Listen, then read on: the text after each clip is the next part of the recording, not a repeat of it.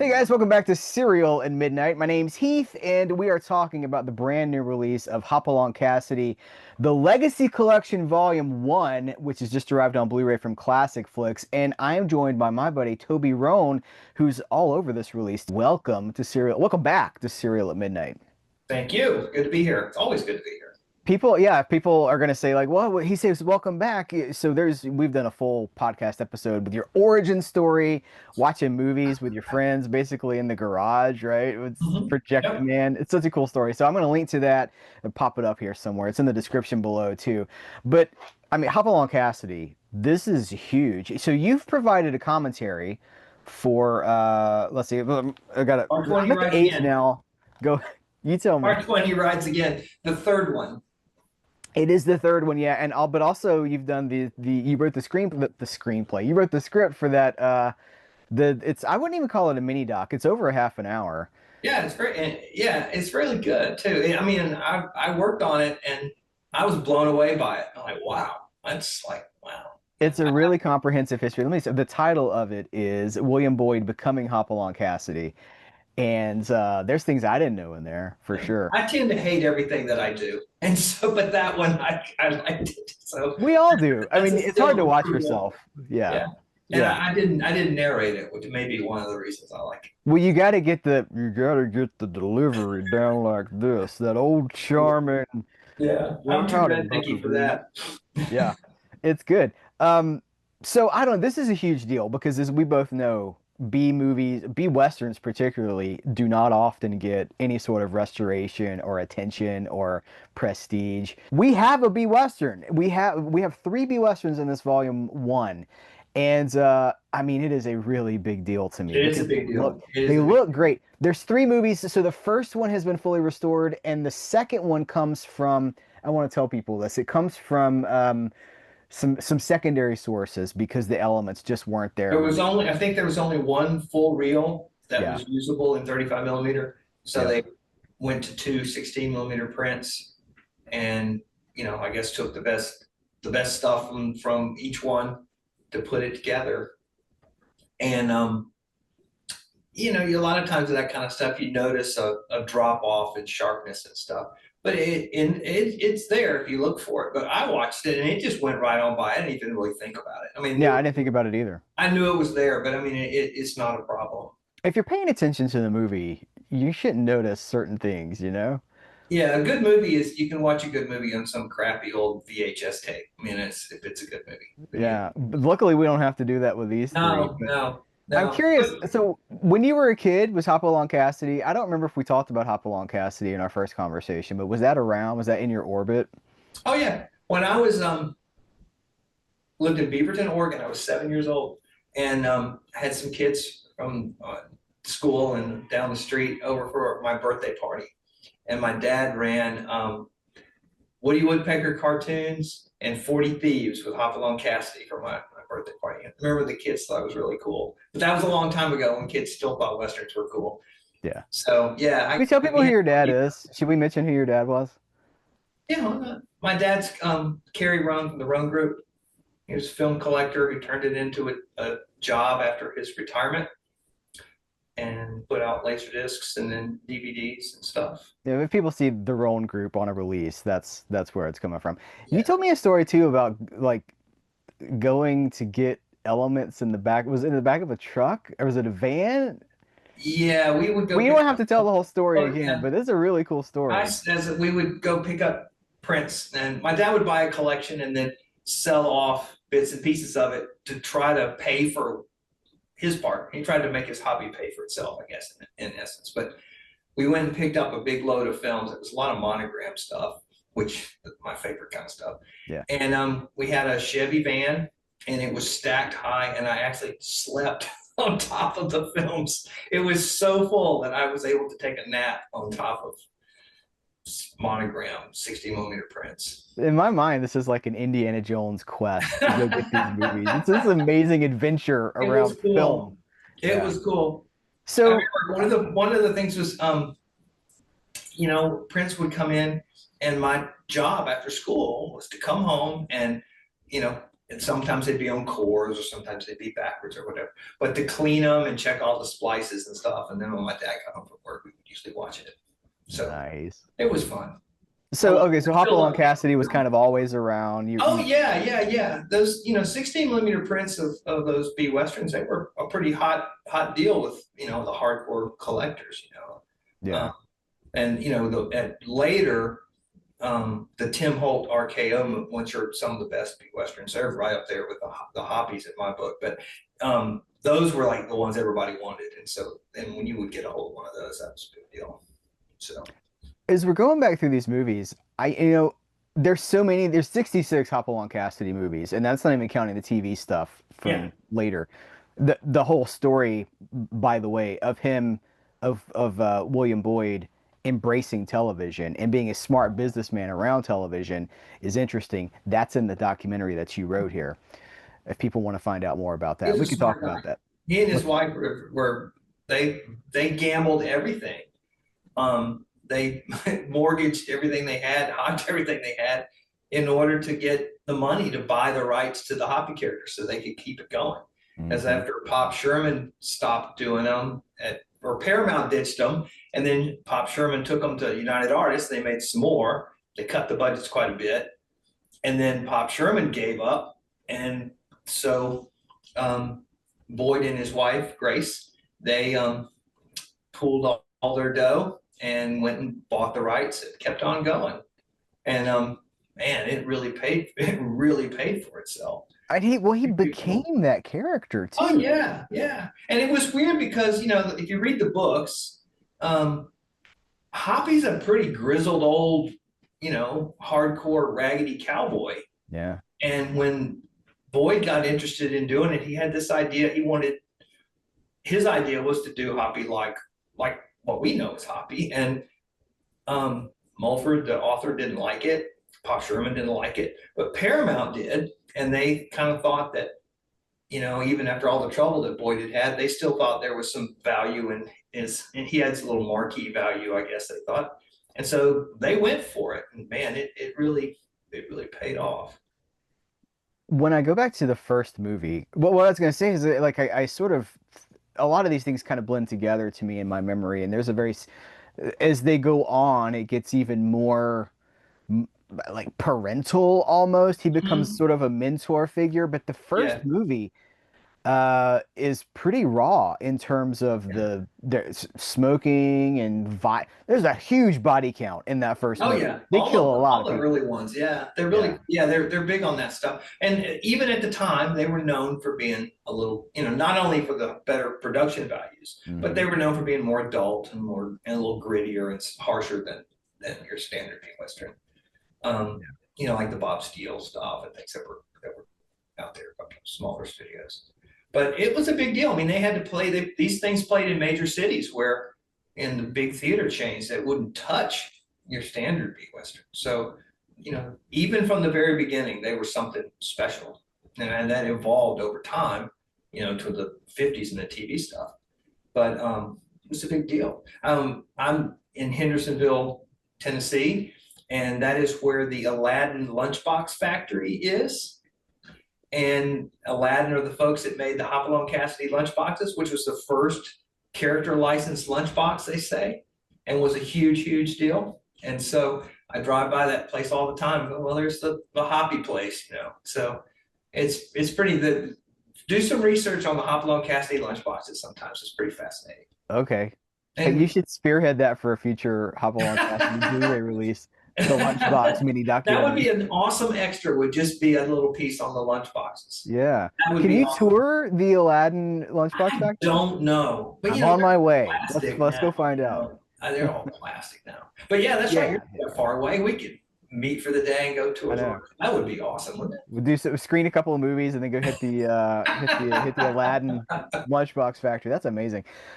What I was going to ask you too is that when I make these videos, we're talking these are 30s. The Hopalong Cat. What is it? 35 to Mhm. 1948. I think all these three were all 35, Yeah. maybe 35. But People are. I know that I'm going to be talking to people. Somebody's going to be watching this out of curiosity. And they're gonna say, well, "What's the deal with these B westerns?" I do get this a lot from some of my younger viewers. I mean, they don't even have to be younger because B westerns are sort of an acquired taste, I suppose, Mhm. especially now. How do we express the appeal of these things to people that are so caught? I've talked to two film professors at this point, and they have both told me that their film students are not watching movies before 2000. Yeah. So we're talking about 1935. What Things is are it? 90 years old. 90 years I old. know, right? And when you see, if you haven't watched the movies yet, and you see them and how great they look, just remember they're pushing 100. We should They all do look look that really good when good. we're pushing 100. We should Well, the all. contrast looks so good. Oh The yeah. cinematography is so nice. But I mean, what is it about these things that's Um. Well, we've talked about this before. There's always, and this isn't certainly not the hobbies because they were a step above, but these the B westerns that were coming out of Poverty Row and stuff at this point, they were junk movies. They played in more rural areas. They states' rights places and stuff. It was just they were low rent from one end to the other, and so they just either supplement, they were supporting a bigger picture or Saturday matinees that were full of kids with their, cap guns and stuff. And so they just fit into a certain place and they were made for a certain purpose and for a certain kind of people. In a way that, movies are so target marketed now. These guys knew who their audience was and they made them for them. Just like in the 70s, Roger Corman and New World and stuff, they were making movies for a very specific audience. And of course, so was AIP in the 50s and 60s. So this was sort of that then. It was a very specific audience, usually kids, and they were short, they were fast. They knew that you gonna bore the kids if you stopped and talked too much. And my God, don't stop and kiss anybody. And so they just they just they knew what they needed to do and they did it. And they have the what makes them a lot of times is either the direction, if it's somebody who puts a real snap to these things, because a lot of them, they didn't want to do a lot of cuts, so because it was too time consuming. yeah. So they'd have long takes. And so if your actors aren't very good, then you got a mess. But if you've got somebody who put a little snap to it and focused on the action, then you got it. But then if you have so many of the actors, everybody from Harry Carey to Buck Jones to um, oh my, of course, certainly William Boyd, but again, he's the next tier. You're But right. Johnny Mac Brown and all those guys, they're just really cool. They're easy to watch. They look cool. They talk cool. They just really are. They just have a presence that very few film actors have had ever. Well, and William Boyd too. I mean, we've mentioned that he was kind of a step above, but he had been a silent film actor too, and he was kind of a Kind of a rugged, big handsome deal. guy. He was a Yeah. little bit of a big deal. Yeah. And And then it all came crashing down for a mistaken identity thing with this other actor named William Boyd, a stage actor who was engaged in evidently some debauchery of some type. And the name got mixed up and somebody picked a picture of the wrong Boyd and stuck it in the newspaper. And it really screwed Boyd's career up and he had to go and rebuild it. He was making cheap movies, and so for him, this hobby really saved him. And Mhm. so I think that a lot of his dedication to it was probably just gratitude because he saw that it was, it's a real redemption story. Yeah. And so it's really cool. And he was really dedicated to it. And he's a good actor. He looks cool. He has a great hat. Hats are very important. Yeah, that's great. You brought up that I did want to talk about his costume too, or his outfit, whatever, because Yeah, it's not, you know, it's not over the top flamboyant. It's not flashy with silver and like turquoise right, everywhere. It's pretty right. realistic in the sense of you can see this guy out Yeah, yeah, what he's not some Roy Rogers. It's not a nudie suit by any stretch. exactly. Yeah, Exactly. but it's cool, and he looks Yeah. cool. He's got a Pinstripe great laugh. pants, navy blue shirt, Yeah, he's got a black cool hat. laugh. I love it when Hoppy laughs. That's my favorite thing. Yeah. Other than when you shoot somebody, that's always the best. But I love these. I liked these as a kid because more people got shot. Yeah. Sort of like monster movies. I measure the quality of a monster movie by how much footage the monster has, or how many people get eaten or stepped on or whatever. And with these, as a kid especially, if nobody got shot, I was disappointed. I want a body count. Maybe What's up that's with why. all this talking? Yeah. Yeah, that's why Four Eagles in the Air is my favorite movie. Is it's just you you need one of those clickers to try to count the dead folks in that one. But these movies were awesome. The people were cool. Want to make sure I mention Tim McCoy because he's just one of my favorites. But Oh yeah. they just had this presence. Kids liked them, and it's sort of like Sean Connery as James Bond. We don't think it doesn't seem like he's acting, and these guys don't seem like they're acting, but we know they are.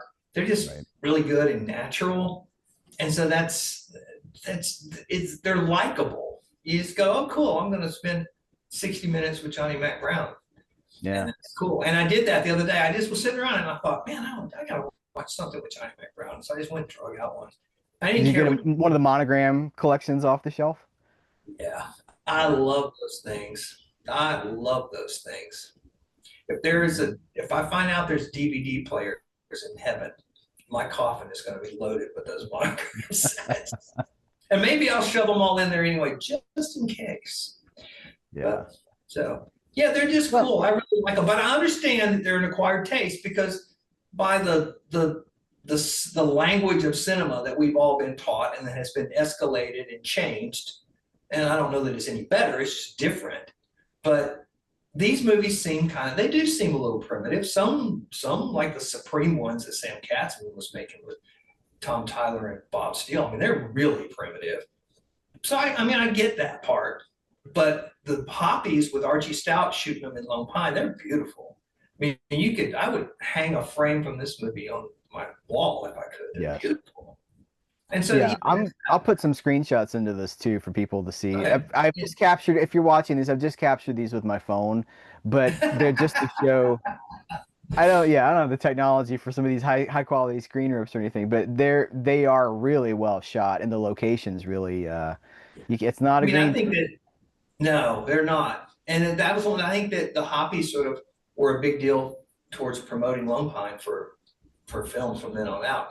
Like the Tim Holtz in the late 40s and early 50s. Most of those, I mean, a ton of those were shot in Lone Pine, and the Roy Rogers. But everybody started going to Lone Pine, and these were some of the earlier ones. Hmm. So they paved the way. And the Hoppy cabin is still there. Somebody lives in it, but there's the cabin that was used in a lot of these films, and it's in the one I did, Bar 20, Brides Again.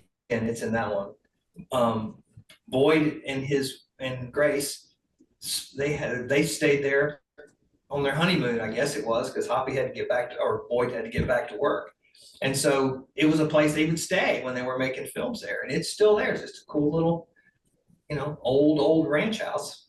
And All these years it's very later. cool. All these years later, almost 100 years Yeah. later. I just love these movies because they are a huge part of the story of cinema. And if you Absolutely, expand, they are. yeah, They if are. you And expand your worldview to include these things, somebody said to me one time, how are because I'm pretty anti-franchise these days, because a franchise movie will be $250 million and they could have made at least 10 movies for the price of that one. yeah, But people will yeah, say, somebody said one time, "Well, how is this how are the old movies that you love any different?" I'm like, well, the Durango Kid is not comparable to the Fast and the Furious or something like that. They'd make these things in 8 days or 10 days or yeah, whatever yeah. for peanuts.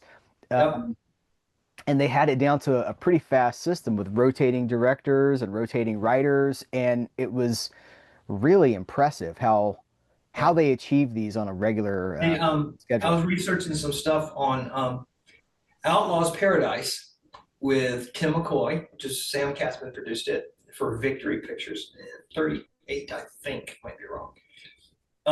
$8,000, 3 days, Wow. and the budget of $8,000 was an up from the $6,000 they were spending on the Tom Tyler ones before, but $4,000 went to Tim McCoy, and the other 4,000. I hope I'm getting my math right here. The other 4,000 paid for everything else. $4,000. And film's expensive and was And expensive film, back it's then too. always been expensive. Yeah. Yeah. So, I mean, they, you know, you gotta, if you see a bumpy shot every once in a while, or somebody falls out of focus, you gotta understand they didn't have the money to go back, and they certainly didn't have the time to go back. Hmm. So you gotta give them a little grace here and there. But what Absolutely. they did with what they accomplished with what they had is no less. It's just blows my mind. And almost every Hoppy movie has, well, almost every decent B Western has, but the Hoppy movies have it too. They'll have one stunt, one little funky thing that somebody does that, thanks to your Blu-ray player, you can go, I got to look at that again. And you can go back on. There's always a stunt in something like this. You just, I got to check that out again. It's some crazy thing somebody does. Yeah. And sometimes those were accidents that got left in the film. But Yeah, somebody's gonna fall off something. Somebody's gonna climb up something. yep, Uh, do something crazy with a horse. Yeah. yeah, Yep. always some crazy with a horse. But they're just amazing. And it's just that these guys just went and did it. They're, like you said, there's no CGI. You just did it. And you'd say, hey, who wants to fall off a horse here or whatever? Somebody Yeah. would go, I'll do it. And they'll give you, I B- don't know, give them a little extra money to go do it. They go do it. It's crazy. That's it. Yeah. Pay me a little extra money. I'll do something crazy. That's Yeah, exactly how it goes. and that's how it worked. And that ingenuity, it really comes across in these things. There's just this Hmm. earnestness or something. I don't know if that's the word, but there's just something about them. It just feels so real and genuine, and I just love them. I just love them. Should we And talk before we? I grew up with them, so I just need to say I love them. Well, but I love that it's coming through. Your love of this stuff's coming through. Before we sign off, let's talk a little bit about George Hayes because he wasn't Gabby Hayes yet, but the Yeah, gimmick was pretty much in place at this point. yeah. So Uh, Gabby George Hayes, who's an awesome guy. He just a character actor. He had been a bad guy in a few of these, and then he played Wendy, and Wendy was a hit. And so, of course, you know, something hit, and you got a whole another handful of these things in the works, and you're going to stick them back in it. So Wendy became a thing, and it did really well. And when he left the Hoppy series, they wouldn't let him call himself Wendy, so he changed it to Gabby, and he rode out the rest of his career as George Gabby Hayes, and all kinds of things. His last film was a feature with Randolph Scott, and in color, I think, if I remember right. And so, I mean, they're just doing all. He was just great, but he was a really cool guy.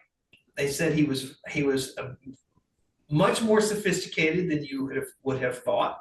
There's I just pictures of imagine, he's on set doing that, like, where Hopalong, and then they go cut, and he's like, all right, gentlemen, what's for that's lunch? Point me to the. evidently that's evidently kind of how it was. But you see him out about town with a really nice suit on, and instead of his raggedy hat, he's got like a fedora on. But he's got the beard. He had to keep the beard going, Right. and It was that was his moneymaker. yeah, that was his moneymaker. And evidently, he and his wife were good friends with Jackie Robinson and his wife. Crazy. There's pictures of them and of Gabby and his wife with Jackie's wife at the ball game. So, I mean, who would have thought? And you wrote in the documentary that I either had forgotten this or I didn't even know this, that Your Darn Tootin' started with him. Mm-hmm. That Your Darn Tootin', that's him. That's Gabby. That's George Hayes. Yes, and George Hayes was cool. He was very cool. And I always think about the deal with Walter Brennan is he would look at a character and decide if he left his teeth in or not. He had lost his. He was gassed during World War One, and it messed up his teeth, and so he had false teeth most of his life. And that was how, like, Stumpy and Rio Bravo. So I guess did he go to Howard Hawks and go, so do I wear my teeth in this or not? How does that conversation take How place? far do I go? How far do What I do go? you want? With? Without? Or without? Yeah. But anyway, and Rio Bravo is my favorite Western of all Oh, time. that's a great one. Yeah. This is just a great release, and I'm so happy. I mean, I really hope. I don't know. I think there are plans for this to continue. I assume it depends on sales, how well this sells for ClassicFlix. But we got three films here. It's the first three films in the Hopalong Cassidy series. We've got two audio commentaries, but one by Ed Hulse, who wrote many books about Western history, Yes. and then a commentary by you, who's also written books about Western history. And you write, I mean, we'll talk about your blogs in a minute. We'll talk about all your websites in just a second. But we got the William Boyd Becoming Hopalong Cassidy mini documentary, Hopalong and Hoppyland, which is really interesting, talking about like this whole Hobbyland theme is, park thing. when I was researching this, my wife and I became obsessed with the idea of If we Hobbyland. could go back in time and go there and go to Corriganville, Yes. I Yeah. mean, yeah, yeah. Yep. I would love to go to Hobbyland. They're theme for people. They're theme parks. They were places you would go with your family, And Hoppy might be there. and he might be there. You'd ride rides, and Hoppy might be there. Yeah. That's right. The bonus reels are cool too. So Yes. Classic Flix has found these uh, snippets, these short pieces of film, and they've compiled them together. They have no sound. They're gorgeous as far as like visual quality. They haven't been touched. You know, they're Yep. not scratched. They're absolutely stunning. So it's basically B-roll, but it puts us Yeah. on the sets. The Eagles Brood original theatrical trailer in an image gallery. Well done. I'm proud for you for your Well, involvement. thank you. I'm really stoked about this one. And with this, of course, has to go back to um, the physical media, lecture that everybody gets, which is if you want more of these things, then you got to buy them. Sort of like the potato chip deal. We'll make more. And so, you know, go get one.